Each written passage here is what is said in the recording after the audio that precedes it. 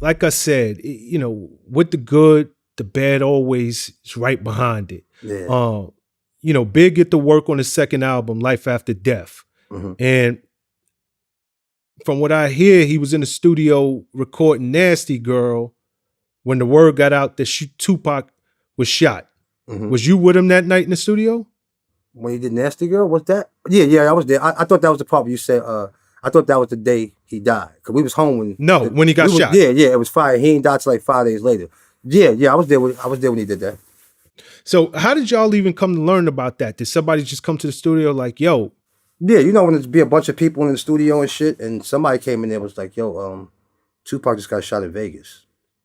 Of course, back in them days, you didn't get the word quick as you'll get the word now. You could just stroll through Instagram and stroll through a Twitter and hear something, or somebody could hit your phone and tell you saw this. Like back then, it wasn't like that.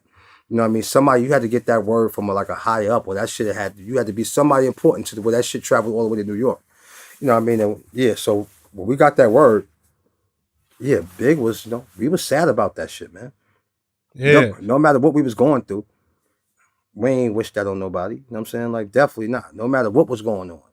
You got history with somebody. Outside of all the shit, you can recover from somebody dissing you on the song, you know what I'm saying? But you can't recover from shit like that. We wasn't out there wishing the man get shot or we want to shoot him. It wasn't no thing. We didn't want to make a record about him. You know what I'm saying? Like, nah. You know what I mean? So that shit definitely hurt Big because, like, while all this shit going on, you can't even be there for your homie or really just, like, or get a cordial situation or get an understanding. It's like, like, oh, shit, like, we were just more shocked than anything.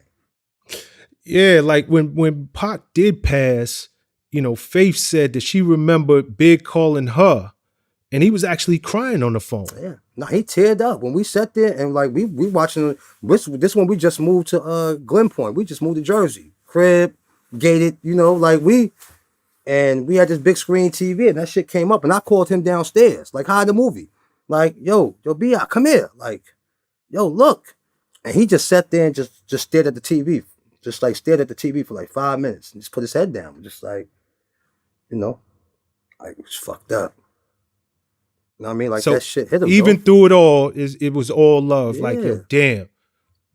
Yeah, dog. Like, come on, imagine that. Imagine, having a bond with somebody and being cool with somebody and then y'all have a falling out and something happened to him and you don't get a chance to fix that situation. You know what I'm saying?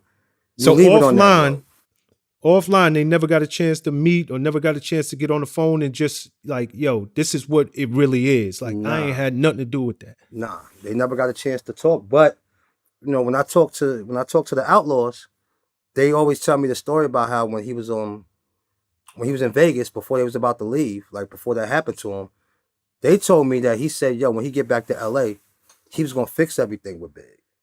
This is what the Outlaws told me. I'm telling you something the Outlaws told me.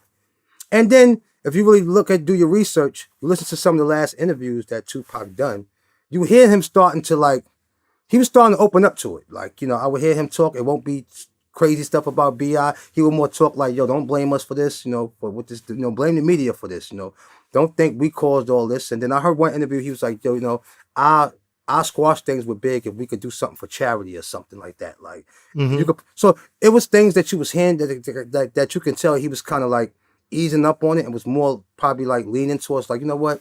It's about time I'm done with this shit. Because we didn't feed into it, so he didn't have nothing to bounce back off it either. Like to be like, all right, fuck that. They said this and did that. You know what I mean? Like it wasn't nothing. He like, yo, all right, he took that blow and he ain't come back at me. You know what? Because he knew who Big was too. Just like Big knew who he was. You know what I'm saying? And yeah, they didn't get a chance to sit down and kick it, man. So yeah, that definitely put a lot of pain on Big. You know what I'm saying?